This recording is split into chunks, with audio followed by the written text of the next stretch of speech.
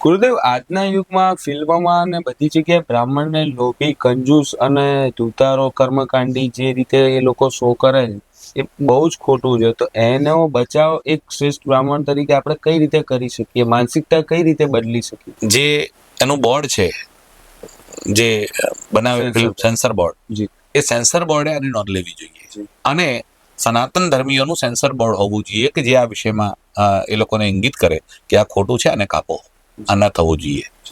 એટલે માત્ર બ્રાહ્મણો નહીં, આખા સનાતન ધર્મની આ વાત છે. જી એમાં બ્રાહ્મણનું જ થાય છે એવું નહીં. તમે જો બળાત્કાર મંદિરમાં બતાવશે, મસ્જિદમાં નહીં બતાવે. જી એટલે પૂજારી ખરાબ બતાડશે, મૌલવી ખરાબ નહીં બતાડે. જી પારસીઓ બધા યહૂદીઓ છે કે ક્રિશ્ચનો છે તે બધા સારા જ છે, એમના માટે કોઈ પ્રોબ્લેમ નહીં આવે. જી જ્યારે પણ બનાવવાનું ખરાબ હશે ત્યારે સનાતનીઓ અને વિશેષ કરીને પૂજારી બતાવે એટલે બ્રાહ્મણ આવે. જી જી તો આખા સનાતન ધર્મનો પ્રશ્ન છે, આ એકલા બ્રાહ્મણનો પ્રશ્ન નથી.